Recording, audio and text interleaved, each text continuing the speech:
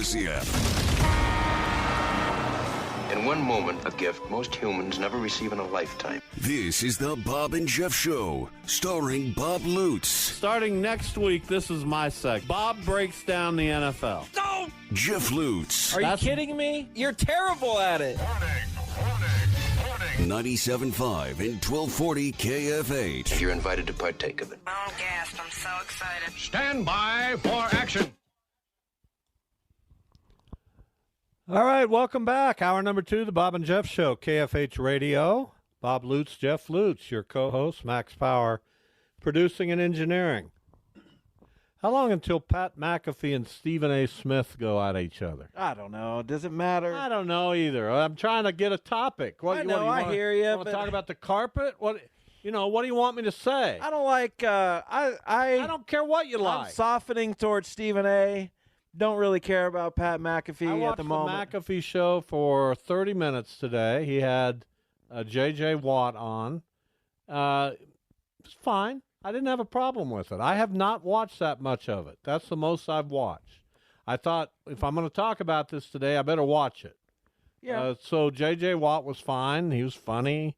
I don't know what A.J. Hawk does on that show. He did not say a word in the 30 minutes, despite the camera being on him for a lot of that time. That What is that? That Is has that to be new a thing? running joke or something. Can we do that with you? Absolutely. Pay me, and I'll be as silent as I don't get Charlie it. Chaplin. But here's one thing I do know. Stephen A. Smith has an ego. No kidding. So does Pat McAfee. Can those two coexist? Where do they need to coexist? They're not on the same show. I know, but if ESPN's spending most of its time promoting McAfee and Stephen A's kind of drop, you know what I'm saying. I don't know, man. Stephen A. is making a lot of money to yell, what I'm getting about at. sports. I don't know. It's What about Greeny? Greeny's He's a all. I don't forgotten know. man, and I like that show. Not an interesting Get Up. guy. I think he is an It interesting was good when guy. Jalen Rose was on it. I think Greenberg does a good job as a traffic cop on that show, and he can be funny. Who else is on that show now? Rex Ryan occasionally. Name some of the guys. Ryan Clark. Keyshawn, is he on it? I don't know if he's not. He's on. No. Okay. I mean, I'm at work, so I don't usually get to watch Get Up. Who's the quarterback guru? That guy that used Orlovsky. Yeah, Dan Orlovsky's on that show a lot, and it's a football show. It's all they talk about. Sometimes the NBA, but that's okay. Whatever. I really don't spend a whole lot of time on ESPN. Nor do I. If I'm not watching a game, I'm not watching it. There's nothing. Well, they got to have other programming. I know ESPN, but it doesn't have anything for me. So I don't mind Wilbon and Kornheiser. Of course, they're from my era, and I find those guys to be. yeah, but what does Kornheiser do? Kornheiser. What do you mean? What does Kornheiser do? he's He's an one of the greatest entertaining- sports writers to ever He's an live. entertaining guy, but I don't think he watches sports. That's all right. Do I? Yeah. Do I? watch yeah. sports. sometimes. No, you don't. Yeah, I And you're do. not entertaining. So that's something you're an expert in. Non-entertaining people who don't watch sports. That's Thank you. Well, I'll be watching Wizards Pacers tonight. What a horrible way to spend an evening. Probably will be. You got a few nights left with your daughter before she goes off to college. A few. I've got 6 months. It'll go by before you know it. I understand. And here you are. What'd you do on that night? You could have been doing something with Aaron. Well, the Wizards were in. They're 3-40, and I think they're 6-30. Actually. well, I don't care what they are. But why would you watch them over, doing something with your daughter? I'll be out in the main area, and anyone can come and go as they You know how many please. times I did something with my parents as an 18-year-old? 0. Never. Right. I came inside to She eat. still kind of likes us, though, so that's cool. I love my parents. No, but I mean, she likes us. She thinks I like my parents. thinks I we're like my okay to- dad. She thinks we're okay to hang out with. When still I was sometimes. 18, my dad was 62. That's okay. I mean, he was still, chugging along, doing his thing, working. But listen, I ran the house. For sure.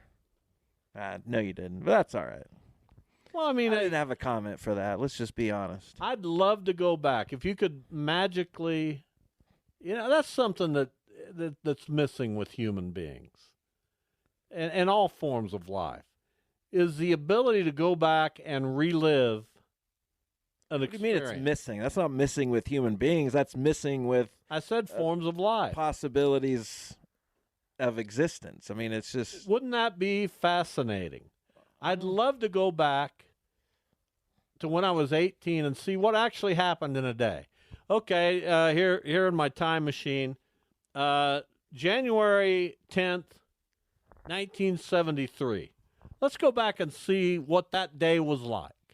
Because I have no idea. Didn't Wait. keep a diary. Everybody should keep a diary. If I could do it all over again, I'd write you some have things some down. idea of what it was No, like. I don't know what January 10th. You went to school. And I don't know if I went to school. You did. That may have been the day my friend Wayne Gifford and I stole my mom's car to go to the state fair. Oh, the state fair's in September. Yeah, but you had to get that out. Oh, I was a bad boy in high school. We drove down Douglas at 8 miles an hour. Oh, you don't like it when I tell the truth. When I simply tell the truth. What's true? What's the truth? What do you mean? What do you mean? Well, I just told you. Well, you have two stories. What? I dropped a pottery thing in front of my teacher. Oh, I got a lot more stories and than that. drove on Douglas for 7 minutes.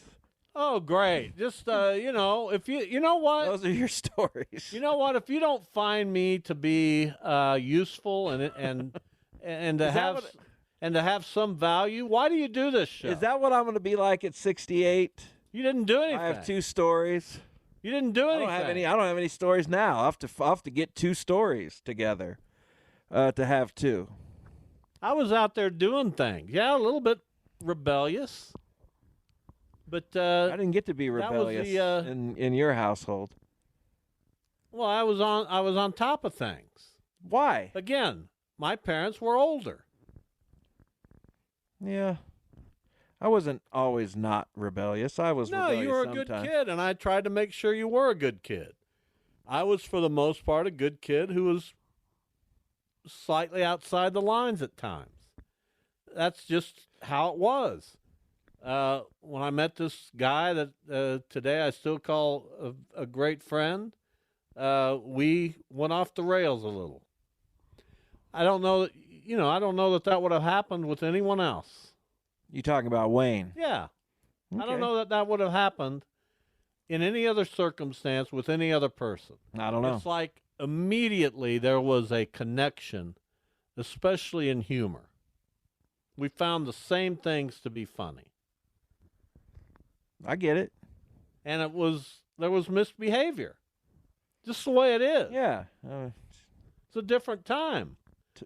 What's your Mis- problem? Misbehavior. What is your problem? You didn't do anything really outside. No, I never of- got thrown in jail. Right. So I never had the law looking for me, but I certainly spent. And I'm not saying this to be braggadocious. This isn't something to brag about. I think you are a little. I think you're proud of it. No, I don't know. somewhat. People listen to that and go, "What? This old man? Who cares if he?" But it's the truth. Why would I deny the truth? No one's asking you to deny the truth. Why are you so bothered by it? I'm not bothered by it. I'm just having some fun with you. That's what we Judah do. and I will have this conversation tomorrow Okay. when I'm on the show with him. I'm And he'll looking- love it. He'll eat it up. He absolutely will. He will. That honest to goodness. Oh, that's yeah, the I'm sure difference. he's listening right now. That's and the difference in can't you wait. and Duda. What? You're threatened by me. He's engaged and What entertained do you by think me. I'm threatened about? What do you think the threat is? Because I've had a That you're slightly going. more interesting life. Most people have. Not that your life hasn't been interesting, It hasn't been particularly remarkable. but no, you've It's done been- great things. But you're a guy that likes to just kind of wait in the weeds. Yeah. That's okay. I know plenty of people like that. And certainly if I didn't, the time to not be in the weeds is pretty much over. I mean, Yeah, that time you of my grew life is up, you were- past. I tried to, I think I did a fairly decent job of parenting. You never caused me much trouble that I know of. You probably did things that I'm not aware of. Not many. But for the most part, it was pretty smooth sailing. I think if you were able to ask my parents if it was mostly smooth sailing, they'd say, man, that kid drove me nuts, at least for a while. Yeah, I never really liked My being dad, around. not so much. I never really liked being around more than 2 or 3 people, so I was never going to go party or do anything like that. Plus, I just wasn't interested. Well, I love being around more than 2 or 3 people, especially when we went down to the playground and played baseball or had a basketball tournament. Yeah, Most of my youth was Socially, centered in sports. same. I'm talking playing it all the time. There wasn't a day Same. that went by. Unless it was terrible weather, just awful. Like yesterday.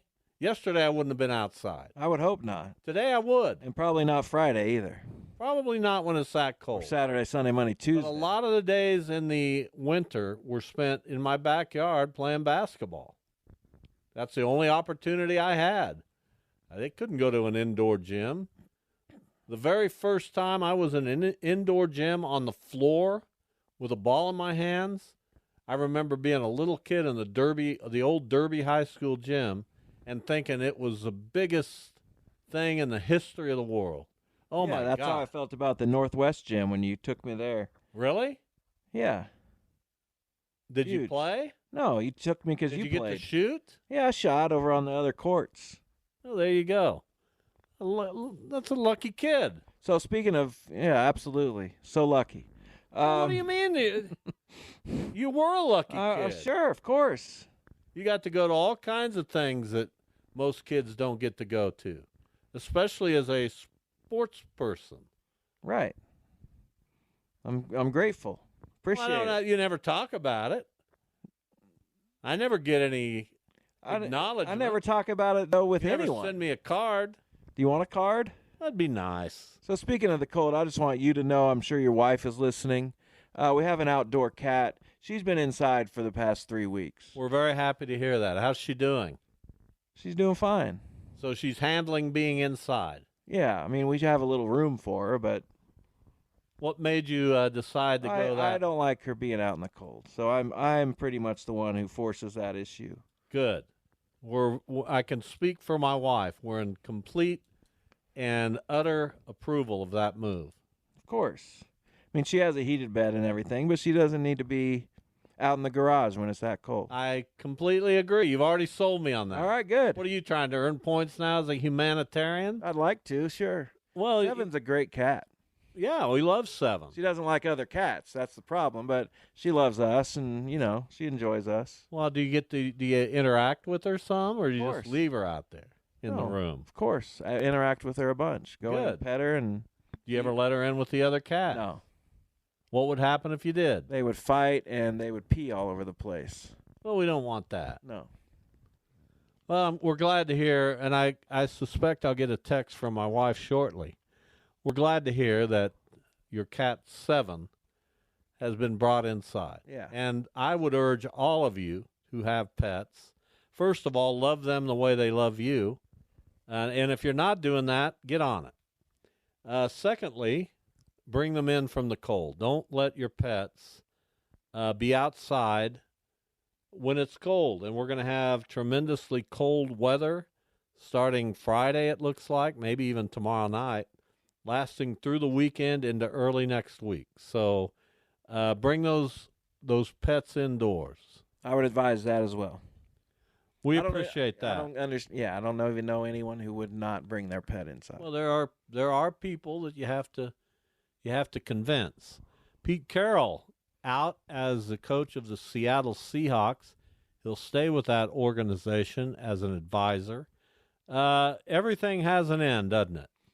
Yeah, it's weird because we hear, like we did with Tennessee, their owner was like, "Oh, Mike Vrabel's gonna be our coach for a long time," and then he gets fired, and now Pete Carroll, who said a few days ago, "I'll be the coach, I'll be here next year," now he's gone. I don't know how these things change on a dime so quickly. I guess once you start having conversations, you see different directions that people want to take. Yeah. But they're not going to do better than Pete Carroll, I wouldn't think. Well, you never know. You just never know. You never know when a coach is going to take off. No matter how much you try to vet them and talk to them, and it just I don't know how you pick the right coach. So what openings do we I almost have? feel like it's almost luck in some ways. In a lot of ways, but you also have to have players.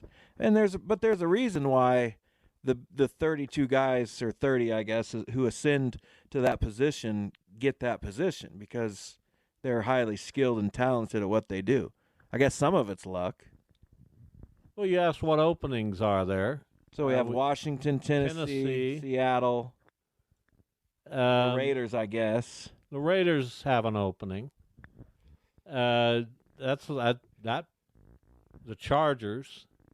That's 5, right? I think there's 6. So who would this 6th team be? Bears are bringing back their guy. I don't know who that 6th one is. Oh, Atlanta. No, he's still there. No, Arthur Smith's gone. He is gone? Yeah. There you go. So that's your 6.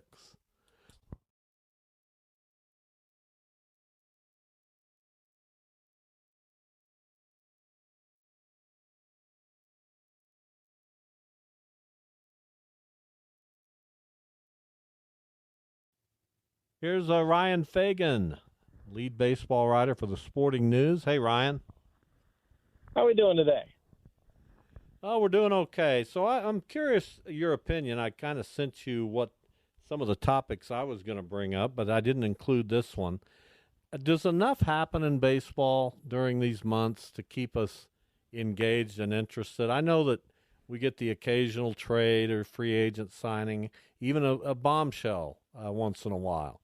But should they condense the postseason into a period of time that has a deadline, and after that deadline, you gotta stay still? Yeah, I wouldn't be opposed to that. I think when you look at the excitement that NBA free agency, NFL free agency, all these different leagues, the excitement they create, whereas baseball, it's just, look, sitting around and waiting is not fun. It's not exciting. It doesn't keep you in the headlines. The whispers that somebody might have, had dinner with somebody else at a certain restaurant in Chicago. That shouldn't be what it's built around. So I wouldn't be opposed to something like that. I think we got a little bit of a glimpse into what it could be a couple years ago before the labor stoppage, when there was the deadline that players couldn't sign until, if they didn't sign by a certain time, they wouldn't be able to sign for a long time. And that the couple of days before that were awesome. It was great. And it was just kind of like, hey, this is how it could be. So yeah, I would think that that's something, players aren't going to like that, and teams aren't going to like that, because they enjoy playing this waiting game. But it certainly doesn't do anything to increase the excitement level the way that it could, the way the other leagues do. So I'm going to jump in with my favorite team, the Cleveland Guardians, so then we can move on to other things. But usually, there's nothing that anyone can report about Cleveland that I don't already know, or that, isn't already leading somewhere. But I don't know if they want to trade Shane Bieber. I can't really figure that out, or if the market is there. I also don't know if they want to trade Emmanuel Clase, their closer, although I would be highly in favor of that, because for a team that's probably not going to win the World Series, what good does a closer do? So where do you stand on those things?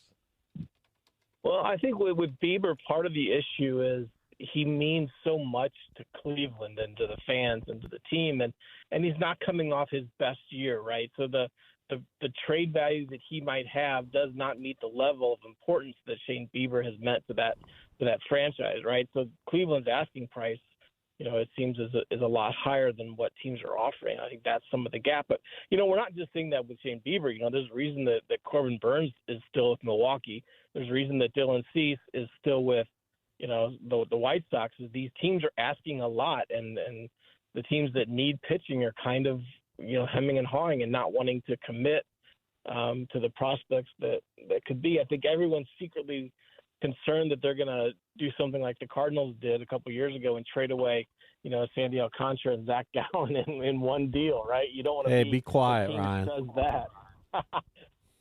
Sorry about that, but I think that's part of it. With Clase, he's a guy that, man, I think even with, as you said, Cleveland's not necessarily primed to win the World Series, but that division is very much there for the taking, and I think that factors into Bieber too. I mean, the Twins took a step back. I think the Tigers are going to be good. They've made some smart moves this offseason, but I mean, the Cleveland, they look at it and say, okay, well, can we, get from the mid-70s to 85, 87 wins? I mean, yeah, it's not unfeasible to think that could happen. I think maybe that's part of it, too. That's why the asking prices remain so high, because if they're going to trade those two guys, it's got to be worth it.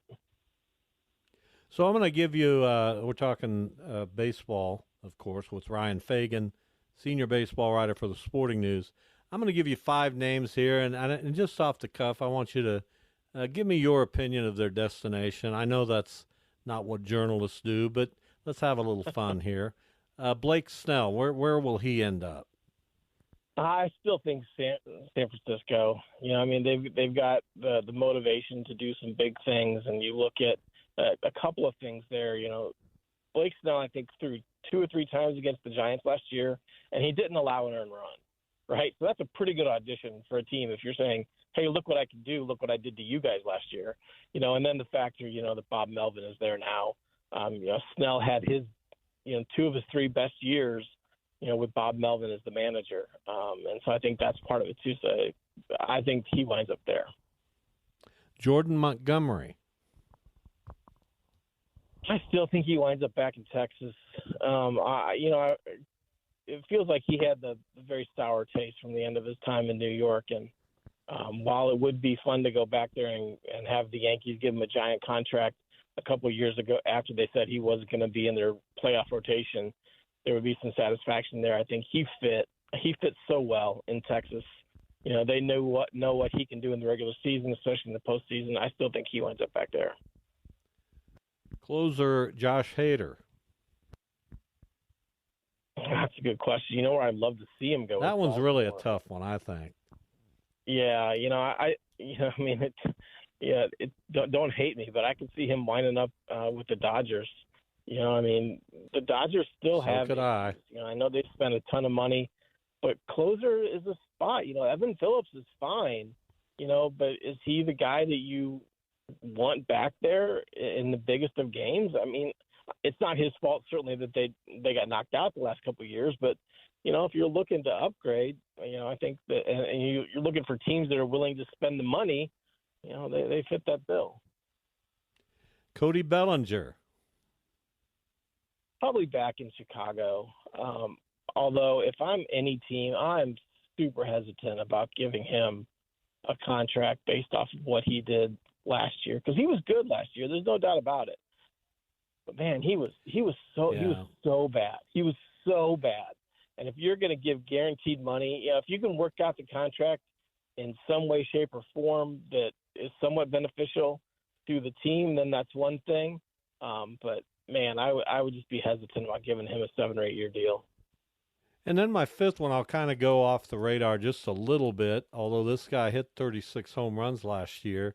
He holds the all-time single-season record for home runs for the Royals, Jorge Soler. Yeah, he's interesting, because I think he's one of those guys that, because there are other DHs on the market, right? There's Soler and there's JD Martinez and there's Justin Turner and a couple other guys. We may not see them sign until even spring training, because I think teams are going to kind of want to see how things play out, and they're not going to rush to give these guys as much money as they might want when there are other options on the market. And considering they're basically just a DH, they can fit into a lot of places, and a lot of teams want to see how other positions shake out. Where does Bellinger sign? Where does Matt Chapman sign? Where do these other guys sign? What trades happen? And then they'll go about filling that DH spot, especially considering, like I said, there are still multiple solid options in that role. So to be honest, I don't know. I don't know where Soler winds up.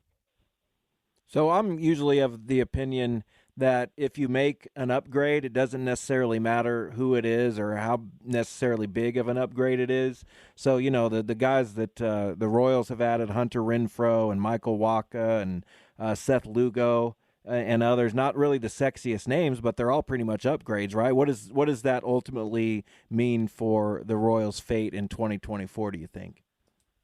I thought all 3 of those were great signings. I mean, not like Shohei Ohtani signings, but for what the Royals needed to get incrementally better, to add any sort of semblance of stability to that rotation is huge. And, Lugo and Waka were really good. I think everybody kind of looks at San Diego and said, they're struggling. Everybody must be struggling, but Waka was really good. Seth Lugo was really good. And that was really Lugo's first extended chance to be a starter. And you don't often see that with guys in their early 30s, but I think he did a really good job with that.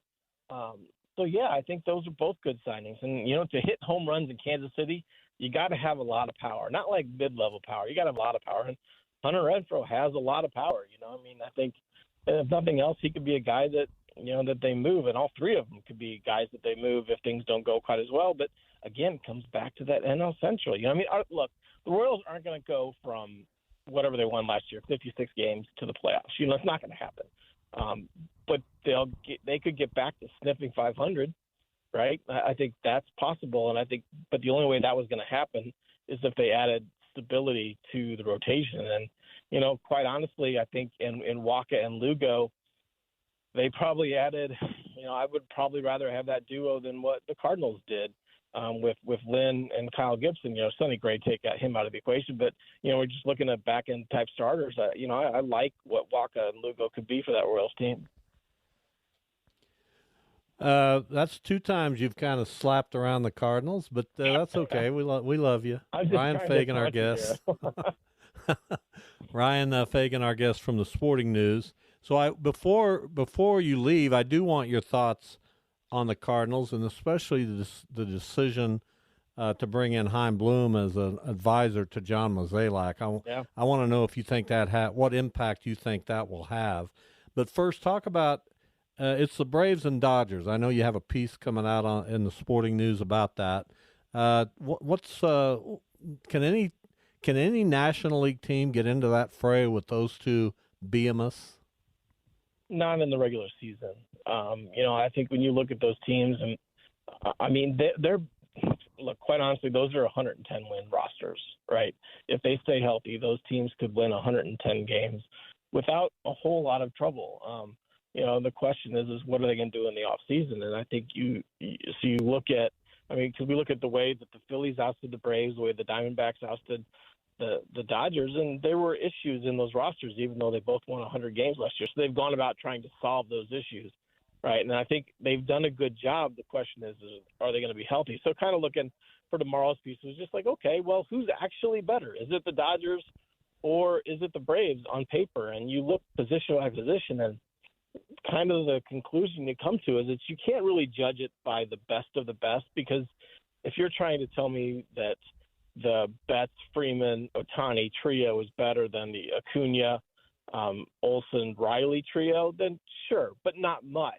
But if you look like the chain is only as strong as its weakest link, then you start to see where the Braves have the advantage, because they don't have a major defensive liability at third base. They don't have an outfield where, it's questionable, right? You look at the Acuna and Harris and Pelnick versus Hayward and Outman and Hernandez, and that's a pretty big advantage for Atlanta. So I think it just kind of in doing that exercise, almost for myself, just to get ready for the season. These Braves they may not have made the biggest splashes like the Dodgers have, but man, they're still really good. Especially if Chris Sale is what we think he could be again. So before we let you go, what about the Cardinals and their decision to bring in Chaim Bloom as an advisor? I thought it was great. I think he took way, way, way too much blame for the way things went south in Boston. He was kind of operating within the parameters they gave him, and that's why you saw Mookie Betts leave. That's why you saw Xander Bogaerts leave. I think when you look at kind of the improvement that he's made in the Boston system, it was the worst system in baseball, or one of the 2 or 3 when he took over, and now they're mid-pack, right? Bernie Miklasz wrote a really good column, kind of looking at his impact on some of the pitching prospects and what happened when he was with Tampa Bay, what happened when he was with Boston, and I think that's kind of an area that the Cardinals have not been as good at over the past several years, and I think that he's a really smart baseball guy, and I think that he's going to be a big asset. Plus, he has enough of, I don't want to say enough of an ego, but he has enough of enough stature and reputation who can come in and his words carry weight, right? His opinions carry weight in that room where sometimes I think maybe other opinions get overshadowed a little bit. So I thought he was real good. And I know I kid about the Cardinals a little bit. They're going to be better, right? They're going to be right in that mix for the NL Central this year. I think it's, maybe they didn't do the as big of a thing as some Cardinals fans kind of hope, but I still think they are a dramatically better team right now than they were at this point last year. One more starting pitcher, I keep hoping, but we'll see. Ryan, always a pleasure. We really like talking baseball with you. Stay warm over the next week or so, and we'll get you on again as we get closer to spring training. All right, sounds good. Enjoy it, guys. Thanks. All right, Ryan Fagan, lead baseball writer, Sporting News, our MLB insider. We'll be back. We got a little more time to go on a Wednesday. Tomorrow on the show, Jeff Calkins, longtime Memphis sports journalist. Of course, the Shockers hosting Memphis this Sunday at Koch Arena, a noon tip. We'll talk to Jeff Calkins about the Tigers. We'll also make picks. We look forward to it. Let me ask you this. Is this coincidence? Because we just asked Ryan Fagan, I just asked, about Chaim Bloom, right? Sure. So in my Twitter feed, something from MLB Network comes up about Steve Phillips from the MLB Network breaking down the hiring of Chaim Bloom. It's at the top of my feed. Is that a coincidence, or did they hear? What? Help me out. Well, is that your following or your For You? That's For You.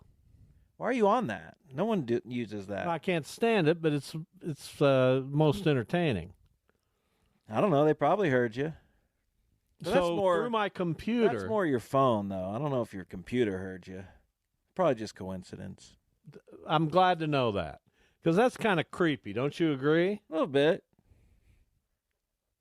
But I don't know that your computer knows CHAIM is Chaim. Well, I don't know. I don't know what the computer knows. You know what I'm saying? What if the computer knows everything? Well, type it in. I'm not gonna touch the computer for a while. You're not? I don't know what to think about it right now. I don't know if it's my ally or my foe. There's no allies anymore. Everybody's watching you at all times. My wife's bringing home Pizza John's Pizza tonight. Oh, yeah? That's a treat we do about every 6 months. And, I'm more looking, this will sound weird, I'm more looking forward to the salad That's very weird. than I am the pizza. So you need me to stick around? Nah, it's not Help for out you. with the pizza? You know what? We'll order, if you want to come over and watch the Chiefs Saturday night, we'd order some pizza. Maybe. Well, think about it. Let us know. We got other options. We got a lot of people. Like who? You don't need Invite to know. all of them. Who cares? Nah, I'm not inviting all of them. I'll invite some of them. Our friend John Murphy, who I just love being around, and his wife Rhonda, we may invite them. All right. Do what you got to do, man. But if you'd like to come, I'll tell you, the pizza that's rising very quickly up the charts for me is Ziggy's. We recently had it, and it's just fantastic. Ziggy's is good. Where's Nola's now? We got Nola's. We got Nola's coming and going. We got to figure all that out. Nola's is great. That crust is I like just... Nola's very well as well. In fact, is there a pizza we don't like? Have you ever had the Casey's General Store pizza? Yeah, it's all right. No, don't. They put about 2.5 pieces of pepperoni on the whole pizza, but... Well, when you order it, say I'd like a lot of pepperoni. Well, I've never ordered it. I'm just going to be honest here. On the rare occasion when I go to Quick Trip and get a slice of their pizza, the meat pizza, you know what I'm talking about? No, but I can imagine. It's very good. Here's what I don't understand. They stop making it after 2 p.m., and they go solely with pepperoni. Why is that? Maybe maybe beef costs more. Maybe that's probably... Well, they charge more for it. Well, there you go. Their profit margin's just the same, isn't it? Yeah. Find out. Next time That's you why stop. I just told you why. Next time you stop in Quick Trip, ask them. Limited ingredients with the beef. Too pricey. Casey's breakfast pizza, fantastic. Well, I got a Casey's General Store just right over here as the crow flies. Ugh, At 29th and Mays, or 29th and Tyler. that's not right. Oh, that's closer to me, maybe. Not really, but Not really, but just I right drive over. past it every day. If you just hop on a monorail right over the big ditch, you're there in 5 minutes from my house. I guess so. The problem is we don't have the monorail.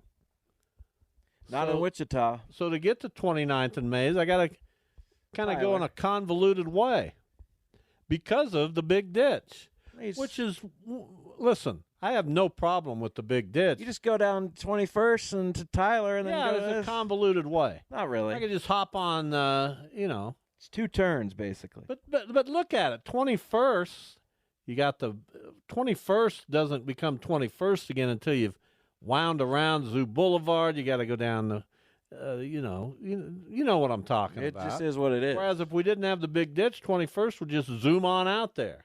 Got to have the big ditch though. We do to protect us from flooding. Again, I'm not criticizing the big ditch, You sounds like you are. but I'm saying that if it wasn't for the big ditch, Or criticizing the I'd city of probably Wichita. go to Casey's more. I don't ever go to Casey's. But some people bring in Casey's breakfast pizza at times to Channel 12. Well, that's nice of them. Oh, it's so you ever good. do that for your? I did donuts a time or two. I've obviously bought pizza for the whole newsroom at night a couple times. I'm doing pizza for our education people next Wednesday. Pizza is the one food that I will never be able to turn down. I could have the greatest discipline, and I'm trying to eat better. But, man, people bring pizza. Makes Well, me have angry. one slice instead of 4. 2.5, kind of. Well, have one. One Enjoy slice of pizza? 2 max. 7 should be the minimum. There's the music signifying the end of a show. I could go another 3 hours, but we're going to give it a break. You guys need a break. We'll be back here tomorrow. It'll be me and Duda. Hope you're listening. Have a good night.